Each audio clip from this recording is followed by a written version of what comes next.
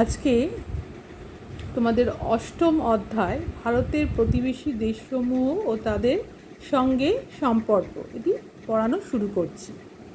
প্রতিবেশী দেশ বলতে আমরা বুঝি যে আমাদের আশেপাশে অর্থাৎ ভারতবর্ষের চারপাশে যে দেশগুলো আছে সেগুলো হচ্ছে ভারতবর্ষের প্রতিবেশী দেশ। অর্থাৎ এই হচ্ছে আমাদের ভারতবর্ষ। এর চারপাশে কোন কোন দেশ আছে, যেমন নেপাল ভারতের একটি প্রতিবেশী দেশ, ভুটান, বাংলাদেশ, মায়ানমার, এই দেশটি হচ্ছে মায়ানমার, শ্রীলঙ্কা, এদিকে পাকিস্তান, আফগানিস্তান। এই যে ভারতের চারপাশে যে দেশগুলো আছে সেগুলো হচ্ছে ভারতের প্রতিবেশী দেশ। আমাদের চারপাশে যারা থাকে তারা যেমন আমাদের প্রতিবেশী, সেরকম ভারতবর্ষ দেশটি চারপাশে যে দেশগুলো আছে সেগুলো চীনও কিন্তু ভারতের প্রতিবেশী দেশ। এগুলো হচ্ছে ভারতের প্রতিবেশী দেশ। হিমালয় পর্বতের দক্ষিণে ভারত ও তার প্রতিবেশী দেশ যেমন নেপাল, ভুটান, বাংলাদেশ, শ্রীলঙ্কা, পাকিস্তান, মায়ানমার, চীন, আফগানিস্তান, এই দেশগুলো মধ্যে একটা সামাজিক মিল আছে। অর্থাৎ এই দেশগুলোর সমাজ ব্যবস্থার অনেকটাই সমাজ ব্যবস্থার মধ্যে অনেকটা মিল পাওয়া যায়। এই যে দেশগুলোর নাম আমি নিলাম, এদের মধ্যে ভারতের অবস্থান কিন্তু একেবারে মাঝখানে, আর আয়তন ও জনসংখ্যার বিচারেও কিন্তু ভারতবর্ষ সবচেয়ে বড় অর্থাৎ বৃহত্তম। এক কথায় এই অঞ্চলের প্রধান কেন্দ্রবিন্দু হলো এই ভারতবর্ষ। তাই এই অঞ্চলটিকে ভারতীয় উপমহাদেশ বলা হয়। অর্থাৎ একবার ম্যাপটা আমরা দেখে নিই। এই যে পুরো অঞ্চলটা দেখো, এই অঞ্চলে এই যে দেশগুলো আমরা বললাম, আফগানিস্তান, পাকিস্তান, চীন, নেপাল, বাংলাদেশ, মায়ানমার, শ্রীলঙ্কা, এই সবগুলো দেশের ঠিক মাঝখানে কিন্তু ভারতবর্ষ। এবং আয়তনের দিক দিয়ে যদি দেখি, চীন অবশ্যই ভারতের থেকে বড়, কিন্তু বাকি সব দেশগুলো থেকে কিন্তু ভারতবর্ষ অনেকটাই বড়। তো যেহেতু ভারতবর্ষটা ঠিক মোটামুটি মাঝখানে অবস্থিত, একদম কেন্দ্রবিন্দুতে, তাই জন্য এই পুরো অংশটাকে বলা হয় ভারতীয় উপমহাদেশ। ঠিক আছে? আর যেহেতু এর নিচ দিকটা সমুদ্র দিয়ে ঘেরা, তাই জন্য এটাকে বলা হয় উপমহাদেশ। এবার আমরা আসি এই প্রতিবেশী দেশগুলোর সঙ্গে ভারতের সম্পর্ক কেমন। মোটামুটি এই যে প্রতিবেশী দেশগুলোর কথা বললাম, এই প্রতিবেশী দেশগুলো মিলে শান্তি এবং স্থায়িত্ব এবং অর্থনৈতিক প্রগতির উদ্দেশ্যে সার্ক সার্ক নামে একটি সংগঠন তৈরি করেছে। এই সার্কের ফুল ফর্ম অর্থাৎ এই যে SAARC, এস হচ্ছে সাউথ, প্রথম এটা হচ্ছে এশিয়ান, পরের এটা হচ্ছে অ্যাসোসিয়েশন ফর, আর হচ্ছে রিজনাল, আর সি হচ্ছে কোঅপারেশন, অর্থাৎ south Asian association for regional cooperation. এই সার্ক একটি সংগঠন যেটি এই যে ভারতবর্ষ এবং তার প্রতিবেশী দেশগুলো মিলে তৈরি করেছে, যাতে এই দেশগুলো একসঙ্গে মিলে শান্তি এবং স্থায়িত্ব এবং অর্থনৈতিক উন্নতি বজায় রাখতে পারে। 1985 সালে ভারত, বাংলাদেশ, নেপাল, ভুটান, শ্রীলঙ্কা, পাকিস্তান, মালদ্বীপ ও আফগানিস্তান, এই 8টি দেশ সার্ক সংগঠনটি তৈরি করেছিল। এই সার্ক সংগঠনটির সদর দপ্তর হচ্ছে নেপালের রাজধানী কাঠমান্ডুতে। এটা সবাই মনে রাখবে, ঠিক আছে? ভারত ও তার প্রতিবেশী দেশগুলোর মধ্যে যাতে একটা সুসম্পর্ক বজায় থাকে, সেই সুসম্পর্কটা বজায় রাখার জন্যই এবং তার সঙ্গে এই যে বিভিন্ন রকম পণ্যদ্রব্য আদান প্রদান এবং বাণিজ্যিক লেনদেন যাতে সুষ্ঠুভাবে হয়, সেই কারণে এই সার্ক সংগঠনটি তৈরি করা হয়েছিল। এবার এই যে আমরা এতগুলো প্রতিবেশী দেশ পড়লাম, যেমন ভুটান, শ্রীলঙ্কা, পাকিস্তান, মালদ্বীপ, এর মধ্যে সব প্রতিবেশী দেশগুলো আমাদের সিলেবাসে নেই, কয়েকটি আছে। এই প্রত্যেকটি প্রতিবেশী দেশ সম্বন্ধে আমরা একটু জেনে নেব। প্রথমেই যে দেশটি আছে সেটি হচ্ছে নেপাল। আমরা আরেকবার নেপালের অবস্থানটা একটু দেখে নিই। এই যে ভারতবর্ষের ঠিক উত্তর দিকে এই নেপাল। নেপাল কিন্তু বেশ একটা ছোটই দেশ বলা যেতে পারে, এবং এই নেপাল দেশটি কিন্তু হিমালয় পর্বত দিয়ে ঘেরা, এবং পৃথিবীর যে সবচেয়ে উচ্চতম শৃঙ্গ মাউন্ট এভারেস্ট সেটি কিন্তু এই নেপালেই অবস্থিত, একদম ভারতবর্ষের উত্তর দিকে, মানে হিমালয় পর্বতের মাঝখানে এই নেপাল দেশটি অবস্থিত। এবার নেপাল সম্বন্ধে আমরা একটু জেনে নিই। নেপালে উচ্চতম শৃঙ্গ হচ্ছে মাউন্ট এভারেস্ট, 8,848 মিটার। এটি শুধু নেপালের না, এটি সারা বিশ্বের উচ্চতম শৃঙ্গ। নেপালের প্রধান নদীর নাম হচ্ছে কালীগণ্ডক। নেপালের রাজধানী হচ্ছে কাঠমান্ডু, এবং নেপালের প্রধান ভাষা হচ্ছে নেপালি। এখানকার প্রধান কৃষিজ ফসল হচ্ছে ধান, গম, পাট, ভুট্টা, জোয়ার, আখ, কার্পাস, কমলালেবু। আর এখানকার প্রধান শিল্প হচ্ছে কাগজ শিল্প, পাট শিল্প, তাছাড়া সুতির বস্ত্র অর্থাৎ সুতির জামা কাপড় তৈরি করা, চিনি শিল্প, চর্মশিল্প মানে চামড়া জন্তু জানোয়ারের চামড়া দিয়ে বিভিন্ন রকম জিনিস বানানো সেই শিল্প, এবং দেশলাই শিল্প। নেপালের প্রধান শহর হচ্ছে পোখরা, বিরাটনগর, জনকপুর। তাছাড়া কাঠমান্ডু আছে, কাঠমান্ডু হচ্ছে নেপালের রাজধানী। এটি হচ্ছে নেপালের ন্যাশনাল ফ্ল্যাগ, জাতীয় পতাকা। এবার আসি নেপালের পর্যটন শিল্প সম্বন্ধে। পর্যটন হচ্ছে নেপালের বৃহত্তম শিল্প। নেপালি দেশটা কিন্তু নেপাল যে দেশটা প্রধানত পর্বতময় দেশ, পার্বত্য দেশ, বেশিরভাগ অঞ্চলই পর্বতে ঢাকা। হিমালয়ের অনেকগুলো শৃঙ্গ এই নেপালে অবস্থিত। সেই কারণে এই দেশটি অত্যন্ত বন্ধুর। এখানকার মানে মাটি খুব একটা যে উর্বর সেটা বলবো না, যেহেতু পাহাড়ি অঞ্চল, তাই জন্য কৃষিকাজ এখানে যে খুব ভালো হয় তা না। সেই কারণেই নেপালে কিন্তু পর্যটন শিল্পটা কিন্তু একটা প্রধান বৃহত্তম শিল্প, এবং এই শিল্প থেকে কিন্তু বিদেশি মুদ্রা আহরণের একটি প্রধান উৎস এই পর্যটন শিল্প। কারণ বিদেশ থেকে প্রচুর লোক নেপালে আসে। নেপাল খুব সুন্দর, যেহেতু পাহাড়ি দেশ, প্রচুর মানে পর্বতশৃঙ্গ, তুষার ঢাকা পর্বতশৃঙ্গ এখানে অবস্থিত। সেই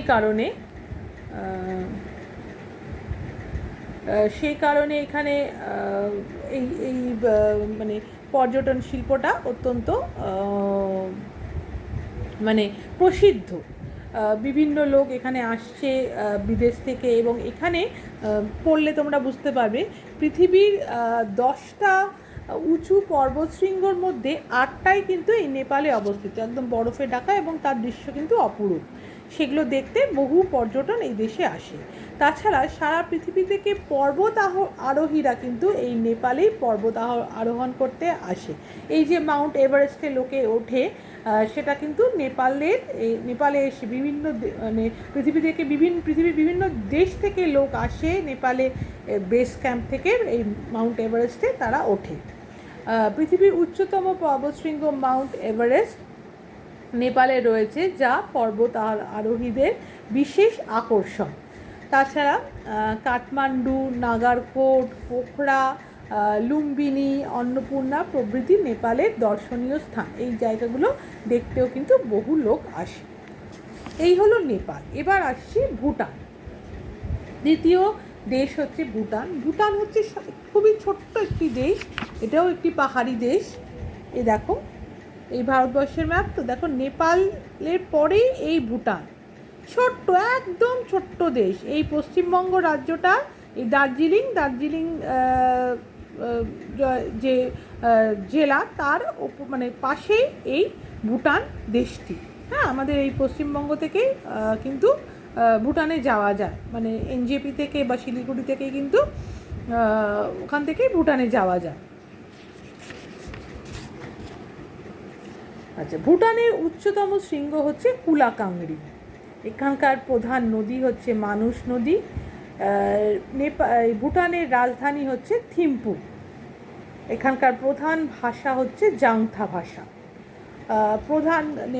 ভুটানের প্রধান কৃষিজ ফসল হচ্ছে গম, যব, ভুট্টা, বার্লি, আপেল, বড় এলাচ, কমলালেবু।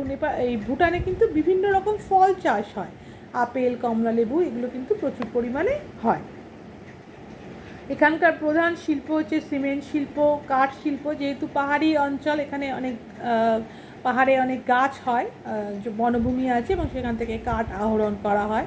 তাছাড়া জ্যাম, জেলি এবং পানীয় প্রস্তুত, অর্থাৎ এই যে বিভিন্ন রকম ফল, আপেল, কমলালেবু এগুলো থেকে এই ফলগুলোকে প্রক্রিয়া করে এখান থেকে জ্যাম, জেলি এবং পানীয় মানে বিভিন্ন রকম জুস, ফলের রস এগুলো প্রস্তুত করা হয়। প্রধান শহর, ভুটানের প্রধান শহর হচ্ছে ফুনসিলিং, পারো, পুনাখা। তাছাড়া থিম্পু হচ্ছে ভুটানের রাজধানী। ভুটানের যে শিল্পটা সবচেয়ে বেশি প্রসিদ্ধ সেটা হচ্ছে ফল প্রক্রিয়াকরণ শিল্প। আপেল, কমলালেবু, আনারস প্রভৃতি ভুটানের প্রধান উৎপাদিত ফল। এই ফলগুলো এখানে প্রচুর পরিমাণে হয় এবং এই সমস্ত ফল থেকে আচার, জ্যাম, জেলি, স্কোয়াশ তৈরি ভুটানে কিন্তু প্রচুর পরিমাণে হয় এবং তার জন্য কিন্তু ভুটান পৃথিবী বিখ্যাত। ঠিক আছে, এই বিভিন্ন রকম ফল থেকে বিভিন্ন রকম ফল প্রক্রিয়াকরণ শিল্প, যেটা মানে অর্থাৎ বিভিন্ন রকম আচার, জ্যাম, জেলি, স্কোয়াশ, ফলের রস এগুলো বিভিন্ন রকম তৈরি করা হয় এবং সেটা কিন্তু সারা পৃথিবীতে সেগুলো কিন্তু রপ্তানি করা হয়। এবার আসছি আমাদের তৃতীয় প্রতিবেশী দেশ অর্থাৎ বাংলাদেশ। বাংলাদেশ একদম আমাদের পশ্চিমবঙ্গেরই গায়ে, একদম বাংলাদেশ। এই ভারতবর্ষ, এই পশ্চিমবঙ্গ এবং এই ঠিক পশ্চিমবঙ্গের গায়ে এই অঞ্চলটা দেখো, এই বেগুনি রঙের অঞ্চলটা হচ্ছে বাংলাদেশ। এটা হচ্ছে, এই দেশটা হচ্ছে বাংলাদেশ। ঠিক আছে, এই ভারতবর্ষ, বাংলাদেশে কিন্তু দুদিকেই ভারতবর্ষ, এদিকটা ভারতবর্ষ, এদিকটা ভারতবর্ষ। ঠিক এই দুটোর মাঝখানে এই জায়গাটা হচ্ছে বাংলাদেশ। তার মানে বাংলাদেশকে চারদিক দিয়ে কিন্তু প্রায় ভারতবর্ষ ঘিরে আছে, শুধু নিচের দিকটা সমুদ্র, বঙ্গোপসাগর। বাংলাদেশের উচ্চতম শৃঙ্গ হচ্ছে কেওক্রাডং। এখানকার প্রধান নদী হচ্ছে মেঘনা। বাংলাদেশের রাজধানী হচ্ছে ঢাকা, এটা নিশ্চয়ই তোমরা সবাই জানো, এবং বাংলাদেশের প্রধান ভাষা হচ্ছে বাংলা।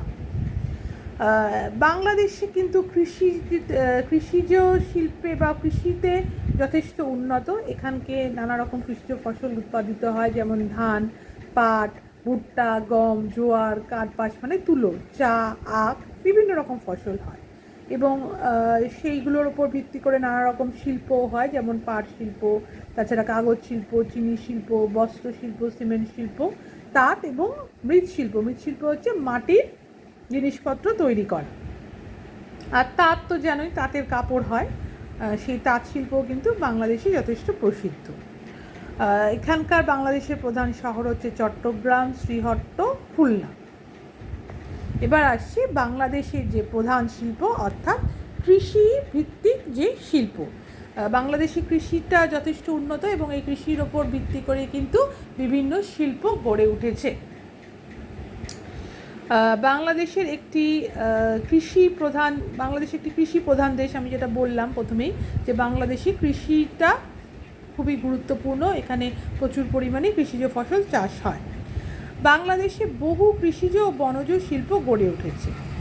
পাট হচ্ছে বাংলাদেশের প্রধান শিল্প। পাট চাষে কিন্তু বাংলাদেশ নাম্বার 1 পৃথিবীর মধ্যে। প্রচুর পরিমাণে পাট চাষ হয় এবং বাংলাদেশে প্রচুর নদ নদী আছে এবং পাট চাষের জন্য প্রচুর পরিমাণে জলের দরকার হয়। তো তাই জন্য, যেহেতু বাংলাদেশে অনেক নদ নদী আছে, তাই জন্য জলটা খুব সহজেই পাওয়া যায়, তাই পাট শিল্পটা আরও বেশি উন্নতি লাভ করেছে। প্রায় 80টির কাছাকাছি পাটকল ঢাকা, নারায়ণগঞ্জ, খুলনা, চট্টগ্রাম সহ বিভিন্ন শহরে গড়ে উঠেছে। চা শিল্পে বাংলাদেশ যথেষ্ট অগ্রগণী ভূমিকা নেয়, মানে বেশ এগিয়ে আছে। এছাড়া কাগজ, চিনি, রাসায়নিক সার, সিমেন্ট, জাহাজ মেরামতি প্রভৃতি শিল্প গড়ে উঠেছে। বাংলাদেশের কুটির শিল্প কিন্তু বেশ উন্নত। কুটির শিল্প মানে যেটা ঘরে বসে যে শিল্পটা হয়, যেটা কারখানায় হয় না, অর্থাৎ বাড়িতে বসেই শাড়ি তৈরি করা, বিভিন্ন রকম বস্ত্র তৈরি করা, তাঁত বোনা, এই ধরনের শিল্পগুলোকে বা মাটির জিনিস বানানো, এগুলোকে বলা হয় কুটির শিল্প। টাঙ্গাইলের তাঁত কাপড়, ঢাকার যে মসলিন, এগুলো কিন্তু জগৎ বিখ্যাত, পৃথিবী বিখ্যাত। ঢাকাই মসলিন এক ধরনের মানে কাপড় হয়, সেটা দিয়ে শাড়ি তৈরি হয়, ভীষণ নরম এবং ভীষণ ফাইন কাপড় হয়, খুব সূক্ষ্ম, খুব মিহি কাপড় হয় এবং খুবই মানে বিখ্যাত বলা হয়।